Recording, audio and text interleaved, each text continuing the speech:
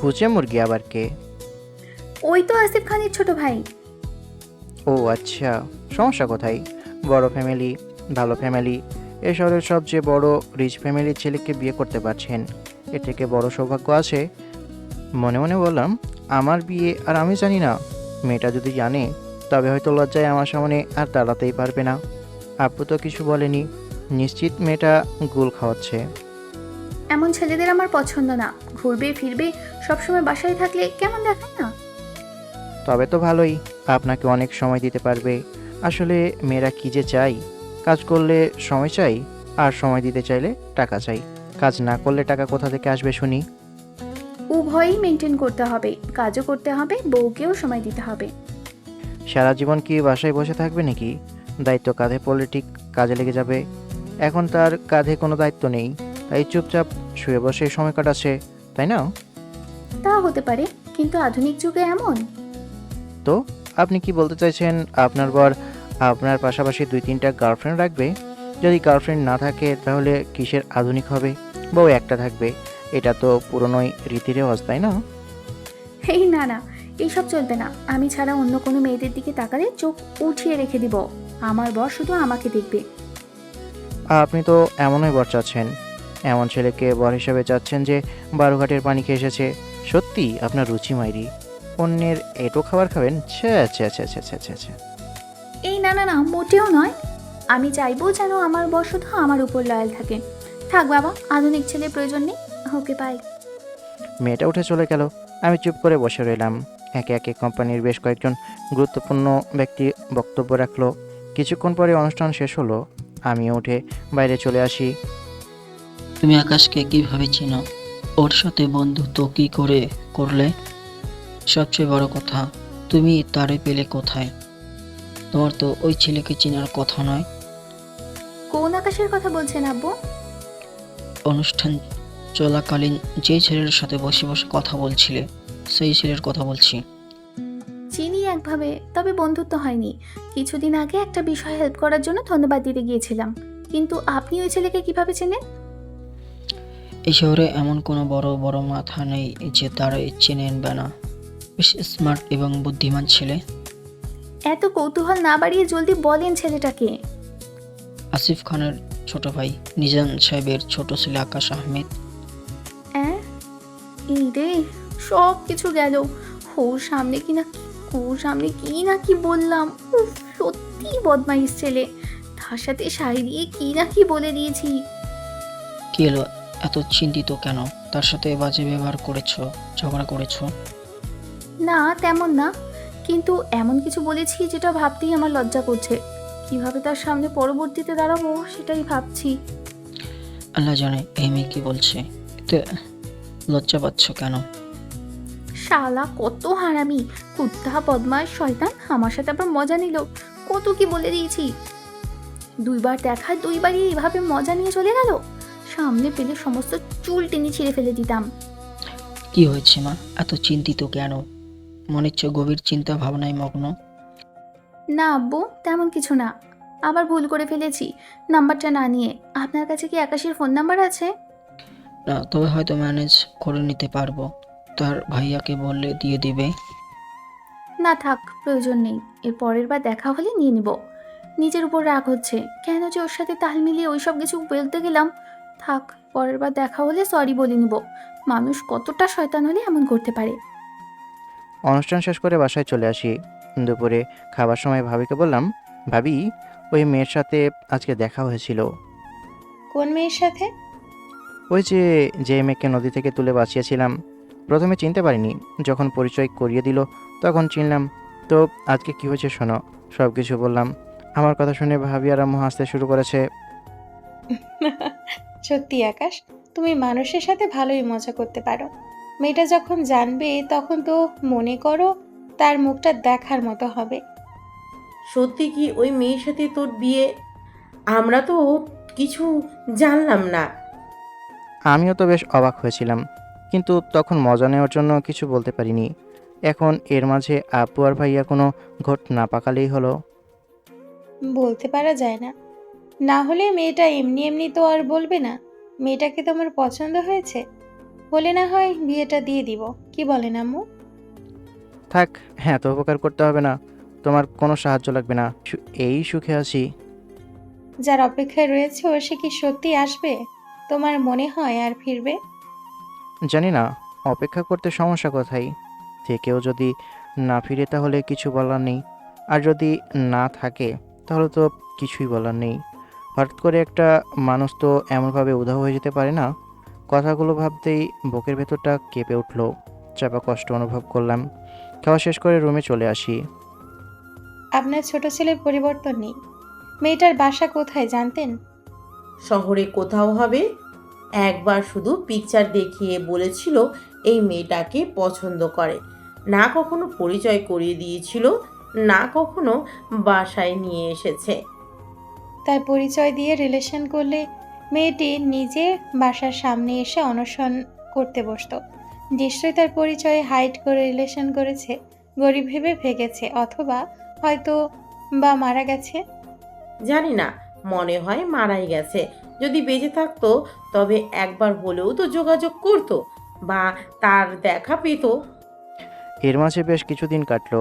একরামুল হক সাহেবের ছোট ছেলের বার্থডে বাড়িতে এলাম। এগুলো আমার পছন্দ না, তাই কখনো উদযাপন করি না, আর আসিও না।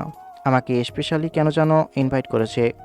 ভাবি, ওই যে ওই মেয়েটা আমাকে দেখার পরেও আমার সামনে আসেনি, হয়তো লজ্জায় আমার সামনে দাঁড়াতেই চাইছে না।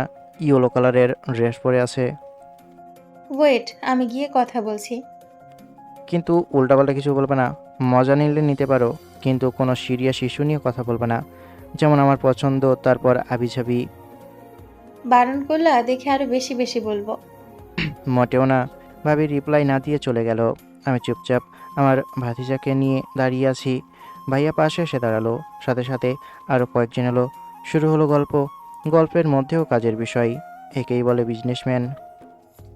High miss Ira, how are you? Yeah, I am fine. How are you Mrs Ruhi? Fine. শুনলাম আপনি নাকি আমার যা হচ্ছেন, আই মিন আমার দেবরের বউ। কথা কি সত্যি?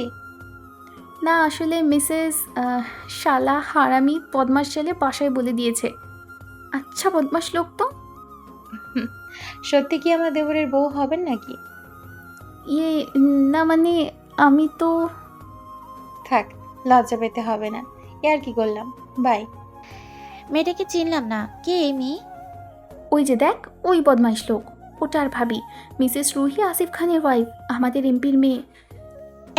কে বলিস? ওনার ব্যবহার দেখে মনেই হলো না এত বড় ফ্যামিলির বউ এবং মেয়ে। কিন্তু ওনার দেবরকে আমি তো কিছুই বুঝলাম না। তোর বুঝে কাজ নেই। যদি কথা বলতে পারতাম, কিন্তু ওনার সামনে লজ্জায় যেতেই পারবো না। এমন লজ্জা পেলে কথা বলবো কিভাবে? তারপর অনুষ্ঠান শেষ করে বাসায় চলে আসি। পরের দিন সকালে ঘুম থেকে উঠে বাড়িতে আসি। বিল্ডিংয়ের দিকে যেতে যাব, তখন কেউ ডাক দিল। পিছনে ঘুরে দেখি ওই মেয়ে। আবার পিছুটাকে কেন? দাঁড়িয়ে গেলাম। উনি আসতে বললাম, জি বলুন ম্যাম। আপনি তো আচ্ছা বদমাশ লোক, আমার সাথে তো ভালোই মশকরি করছেন। আমি আবার কি করলাম মিস? আপনার মনে হয় আমার মতো ইনোসেন্ট ছেলে আপনার সাথে মশকরি করতে পারে? রাগি রাগি ভাব নিয়ে আমার দিকে তাকিয়ে আছে। মনে মনে হাসছি। এমনভাবে চোখ দেখাচ্ছেন কেন? আমার তো ভয় করে। হাই মিস্টার, কেমন আছেন? Nice to meet you and like you. ধন্যবাদ। আমি এতটাই সুন্দর যে সবারই পছন্দ হয়। আপনি কি সিঙ্গেল? যদি সিঙ্গেল হয়ে থাকেন তাহলে আমার সাথে প্রেম করেন, আর যদি গার্লফ্রেন্ড থেকেও থাকে তাহলে আমার সেকেন্ড গার্লফ্রেন্ড হিসেবে রাখেন, কিন্তু আমাকে গার্লফ্রেন্ড হিসেবে রাখেন। বাঁকা চোখে ওনার দিকে তাকিয়ে রইলাম। ওনার মুখে এক চিলতে হাসি। একটু তাকিয়ে থেকে বললাম, কি যে বলেন না, আমার মতো বাচ্চা মানুষকে দিয়ে এইসব প্রেম ভালোবাসা হবে না। ভালোবাসা কি? আমার কথা শুনে দুজনে আমার দিকে তাকিয়ে আছে। এমনভাবে ড্যাব ড্যাব করে তাকিয়ে রয়েছেন কেন? আমার কিন্তু লজ্জা করে। আপনার কথা শুনে মনে হচ্ছে আজকে সকালেই আপনি ফিডার ছেড়েছেন। আপনি সত্যিই একটা বদমাইশ লোক। আমার ক্লাস রয়েছে, যেতে হবে। ক্লাস শেষ কখন? ক্লাস শেষ করে তো সময় হবে। না, বাসায় গিয়ে ঘুমোতে হবে। ঘুমোই সব, বুঝেছেন? বাই। আর দেরি না করে চলে এলাম। পরের দিন সকালে ভার্সিটিতে আসি। নোমান আর আমি হেঁটে হেঁটে ক্লাসের দিকে যাচ্ছি। আবার দুজনে আমার সামনে হাজির। এক প্রকার দৌড়ে এসেছে। কুত্তায় কি তাড়া করেছে আপনাদের, না চুরি করতে গিয়ে ধরা পড়েছিলেন? আপনি এত বদমাইশ কি জন্য মশাই? সব কিছু আপনি বাসায় বলে দিয়েছেন। ইচ্ছে করছে আপনার মাথায় ইট ভাঙি। তার মানে যতবার আপনার সাথে দেখা হয়েছে ততবারই আপনার বাসায় আপনি বলেছেন? এত সুন্দর মজার কথা বাসায় না বলে কি পারি? আমার দিকে রাগীভাবে তাকিয়ে আসে। রাগলে তো এনাকে আরও সুন্দর দেখাই। আপু, আপনি রাগলেও অনেক সুন্দর লাগেন, একবারে ক্রাশ খাওয়ার মতো। আপনি চুপ থাকেন। দেখছি সিরিয়াস কথা হচ্ছে আর উনি লাইন মারতে এসছে। আহা, এমনভাবে রাগেন কেন? আমি তো সত্যিই বলেছি। আপনারা দুইজন ক্লাস শুরু হওয়ার ঠিক আগে মুহূর্তে আসেন কেন? আগে আসতে সমস্যা কোথায়? এই জন্য আপনাদের খুঁজতে এত সময় লেগেছে। আমরা দুজনে কত কাজের জানেন? আমরা মাঠে যাই, ফসল দেখাশোনা করতে হয়। আমরা কৃষকের ছেলে বলে কথা। চাপাটা একটু বেশি বেশি হয়ে যাচ্ছে না? না আসলে ওই আর। আচ্ছা সিনিয়র, ক্লাসে যেতে হবে। সামনে থেকে যদি সরতেন তাহলে ক্লাসে যেতে পারি। হয়তো স্যার ক্লাসে চলে গেছেন। আমার কথা শুনে 5 জনে আমার সামনে থেকে সরে গেল। দুজনে হেঁটে ক্লাসের দিকে রওনা দিলাম। বোঝা যাচ্ছে ও আমাকে নিয়ে এনার সাথে প্রেম হবে না। তাই তোর ধৈর্য থাকলে তুই ওনার পেছনে পড়ে থাক। ওর সাথে যেটা আছে ওটাই মনে হচ্ছে খুব তাড়াতাড়ি পটানো যাবে। এত বছর প্রেম করতে ইচ্ছে হলো না, আর এখন হঠাৎ মনে প্রেম জেগেছে যে? তোর ক্রাশকে দেখে মনের মধ্যে প্রেম উকি দিল, কিন্তু আমার এত ধৈর্য নেই যে তাকে পচাবো। আর তোর জন্য তাকে স্যাক্রিফাইস করে দিলাম। এখন মনে যখন প্রেম উকিয়ে দিল তখন তো প্রেম করতেই হয়। আচ্ছা, আমরা আগে এদের ভার্সিটি দেখিনি কেন? ওই ঘটনার পর আমরা খুঁজেছি, তাই দেখা পেলাম। কত স্টুডেন্ট আছে, কতজনকে চিনিস, কতজনের সম্পর্কে জানিস? আর দেখছিস তো ক্লাস শুরু হবার সময় ভার্সিটিতে আসছে এবং ক্লাস শেষ হতে বাসায় চলে যায়। তাহলে দেখবি কিভাবে? রকি, মালটা কেড়ে আমার ক্রাশের পিছনে পড়ে আছে, আর আমার ক্রাশও ওর কাছে দৌড়ে যাচ্ছে। ওটা এর বয়ফ্রেন্ড, ক্রাশ না কাজিন। তো ওরে তো সাইজ করতে হয়। ওকে আর খোঁজ খবর নিয়ে কি করবি? তোর উপরে কারো কথা বলার ক্ষমতা আছে? ধরে আগে মারবি, তারপর কথা হবে, এর আগে কোনো কথা হবে না। ঠিক বলেছিস, ক্লাস থেকে বের হতেই ওই ছেলেকে ধরতে হবে। ওর সাহস কি করে হয় আমার ক্রাশের সাথে কথা বলার? ক্লাস থেকে বেরিয়ে গেটের দিকে হেঁটে যাচ্ছি, তখন একজন ইচ্ছে করেই ধাক্কা দিল। তবুও আমি সেদিকে নজর না দিয়ে সামনের দিকে যেতে শুরু করলাম, কিন্তু কেউ কাঁধে হাত দিয়ে দাঁড় করিয়ে দিল। হাত ধরে সরিয়ে বললাম, এনি প্রবলেম ব্রাদার? তুই কি চোখ খুলে হাঁটিস? ধাক্কা দিলেই কি জন্য? আপনি তো ইচ্ছা করে ধাক্কা দিলেন, আবার আপনি বলেন আমাদের দোষ। এই ছোট লোকের বাচ্চার মুখ বন্ধ রাখলেই তোর জন্য ভালো হবে, না হলে ভার্সিটি থেকে অক্ষত বের হতে পারবি না। নোমান কিছু বলতে চাপে, তার আগে হাতের ইশারা করে থামিয়ে দিলাম। আচ্ছা, যখন ধাক্কা লেগেই গেছে তখন সরি বলে দিচ্ছি। Sorry brother. তুই সরি বলবি আর তোদের মাফ করে দিব। তোদের এই নোংরা শার্ট দিয়ে আমাদের পোশাক নোংরা করে দিয়েছিস। পোশাকের দাম আর পা ধরে মাপ চাইবি, তারপর এখান থেকে যাবি। এখন একটু বাড়াবাড়ি হয়ে যাচ্ছে না ব্রাদার? এই ধর তো এদের, হাত পা ভেঙে তারপর এদের ছাড়বি। ভেবে চিন্তে কাজ করবেন, পরে কিন্তু আফসোস করে কাজ হবে না। তোর মতো ভিখারি আমাকে হুমকি দিস? তোর তো সাহস কম নয়। নোমানকে ইশারা করতে আগে ওই ছেলেকে দিলাম কেলানি। ওখানে মারামারি শুরু হলো। মায়ের যেমন খেলাম তেমনই দিয়েছি। সব কাইটা শহরের পোল্ট্রি, আমাদের মতো গ্রামের ছেলেদের কি মারপিট করে পারবে? 3 জন মুরগি নিচে পড়ে গড়াগড়ি খাচ্ছে, তখন পিছন থেকে কেউ পিঠের উপর লাঠি দিয়ে আঘাত করেছে।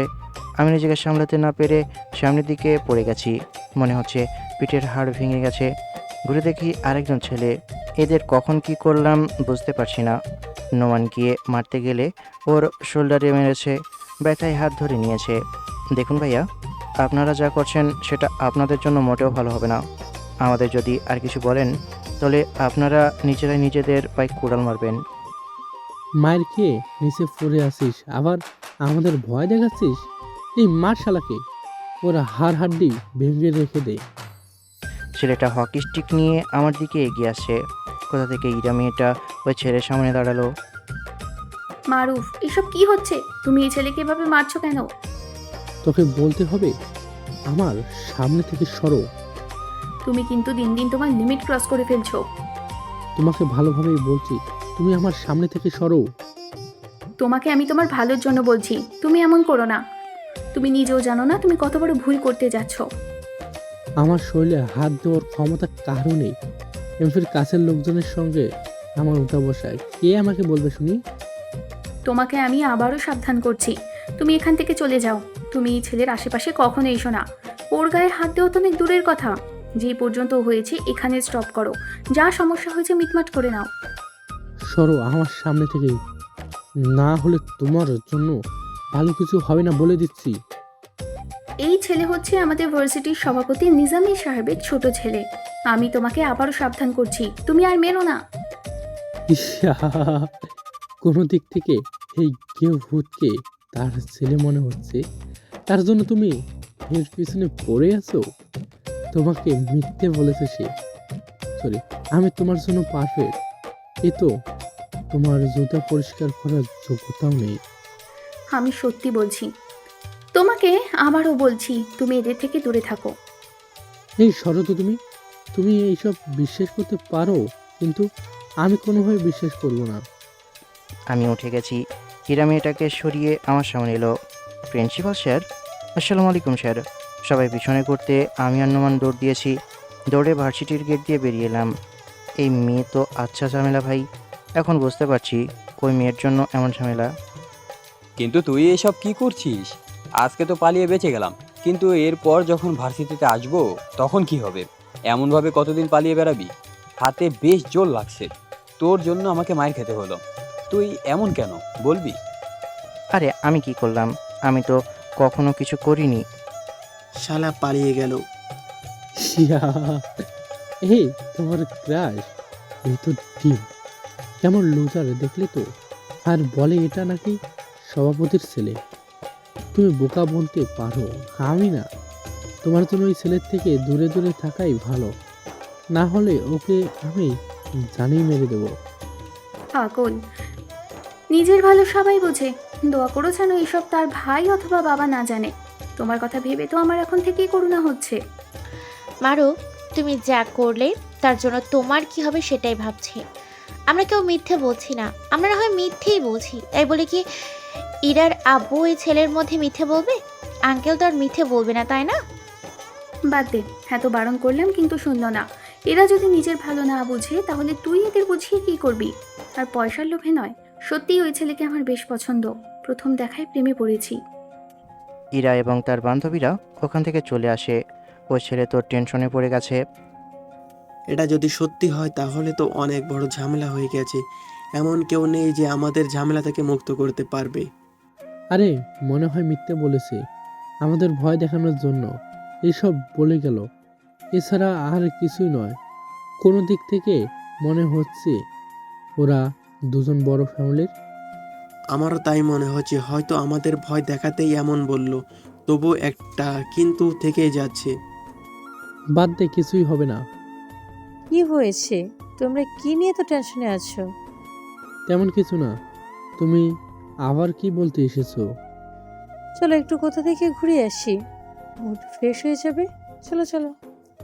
যা ভাই, কি একটু মুড ফ্রেশ করে আয়, আমরা এখানে বসে থাকি। একটু পরে বাসায় চলে আসি। পিঠ এখনও ব্যথা করছে। বাসার ভিতরে এলাম, সাথে সাথে নোমানও আসলো। তুই আমার সাথে কেন? দেখ, বাসায় আসবি না, কিছু বলবি না, যা বাসায় যা। কি হয়েছে? তুমি নোমানকে বাসায় তাড়িয়ে দিচ্ছ কেন? আমি অভিযোগ দিতে এসেছি ভাবি। তুই শুধু বলে দেখ না, তোর কি কি করি তখন দেখিস। কেন বলবে না? নোমান, তুমি বলো, ওর কথায় কান দিতে হবে না। ভাবি, ভার্সিটিতে একটা ঝামেলা হয়ে গেছে। আপনার আদরের দেবরের জন্য আমাকে মার খেতে হয়েছে। এই দেখুন, আমার ঠোঁট কেটে গেছে, হাতও অনেক ব্যথা করছে, আকাশেও অনেক মার খেয়েছে। কার এত বড় সাহস? কে তার বাবাকে সন্তানহারা করাতে এমন করেছে? কি হয়েছে তুমি পুরো বিষয়টা বলো। নোমান বলতে শুরু করেছে। আম্মুও চলে এসেছে। বলা শেষ করে বলল, আন্টি, এখন আপনি ব্যথার ওষুধ দেন, হাতেও অনেক ব্যথা করছে, আর ভেঙে গেল কিনা সেটাই ভাবছি। ওদের তো আমি এক্ষুনি তোমাদের ভাইকে ফোন দিয়ে সবকিছু বলছি। ভাবি রুমে যেতে গেলে আমি সামনে গিয়ে দাঁড়িয়ে বললাম, না ভাবি, প্রয়োজন নেই। ভাইয়া জানতে পারলে ওদের জ্যান্ত কবর দিবে। শুধু শুধু ওদের সাথে এমন করার প্রয়োজন নেই। আমি কথা বলে সব কিছু মিটমাট করে নেব। আমার চোখে মুখে রাগ স্পষ্ট দেখা যাচ্ছে, মনে হচ্ছে চোখ দিয়ে আগুন বেরোচ্ছে। আম্মু রুমের দিকে গেল। এখন কাকে ধরবো? ইচ্ছে করছে এই শালার বিচিতে লাথি মারি। এখন কাকে আটকাবে? তোমাদের এমনভাবে মারলো আর ছেড়ে দিতে বলছো? এখন ওই ছেলেদের জন্য আমার টেনশন হচ্ছে। আব্বুর কানে একবার এই কথা গেলে কি হবে আল্লাহ ভালো জানেন। আম্মু কাকে ফোন দিবে উনি ভালো জানেন। আম্মু তার বরকে ফোন দিবে, না ভাইয়াকে ফোন দিবে, না তার কমেডিয়ান ভাইকে ফোন দেবে, না মানে আমার মামার কথা বলছি, ভাবির আব্বু। এই মালটা যেমন হাসি মজা করতে পারে তেমনই ডেঞ্জারাস। এসে নোমানকে কয়েক ঘা দিলাম। নোমান তোমার কি করলো যে মারছো? ছাড়ো বলছি, ছাড়ো। ভিতর মতো পালিয়ে আসছে আর এখানে এসে শক্তি দেখাচ্ছে। তুমি কি পুরুষ মানুষ? তোর জন্য এত কিছু শুনতে হচ্ছে। নোমান দৌড় দিয়ে ভাবির পিছনে লুকিয়েছে। তুই শুধু বিকেলে দেখা কর, তারপর তোকে নদীতে গিয়ে চুপিয়ে ধরবো। দাঁড়া, বিকেলে গ্রামে গিয়ে আগে তোর বাসায় যাব। তো আমি কি তোকে ছেড়ে দিব? আমার হাত ব্যথা করছে, তোর জন্য আমার হাতে ব্যথা। ও বাবা গো, কি ব্যথা! ভাবি থাকেন, বাসায় যাই। খেয়ে যাও। না ভাবি, অন্য কোনো দিন। বাসায় গিয়ে কাজে যেতে হবে, বাসায় প্রচুর পরিমাণের কাজ আছে। নোমান চলে গেল। আমি রুমে এসে শার্ট খুলে চেঞ্জ করে ওয়াশরুমে এলাম। আয়নার সামনে দাঁড়িয়ে পিঠ দেখলাম, মারের জায়গাটা লাল হয়ে গেছে, এখনও ব্যথা করছে। গোসল শেষ করে মলম লাগিয়ে নিতে হবে। এখন কি হবে বলতো? কি আর হবে, যদি বাসায় বলে দেয় তাহলে ওদের হাত পা ভাঙবে। যদি এমন হয় তাহলে অনেক ভালো হবে। শালা জ্বালিয়ে মারছে। কতটা চরিত্র খারাপ দেখ, আরোহীর সাথে ঘুরে বেড়াচ্ছে আর তোর জন্য এমন করছে। ওর চরিত্র ভালো কবে ছিল? কত মেয়েকে এমনভাবে খেয়ে ছেড়ে দিয়েছে ঠিক নেই। আরোহীর সাথেও এমন করবে, দেখে নিস। না না, ভালোবাসা। আরোহী মারিফকে ভালোবাসে, ওর জন্য সবকিছু করতে পারবে। এ তো এমনি এমনি দিয়ে দিবে।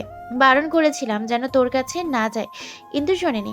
যখন খেয়ে ছুঁড়ে ফেলে দিবে তখন বুঝবে। ওইসব বাদ দে, কত আশা নিয়ে অপেক্ষা করেছিলাম যে ক্লাস শেষে কথা বলবো, কিন্তু আর হলো না। ফোন নাম্বারও নেই যে ফোন দিয়ে কথা বলবো।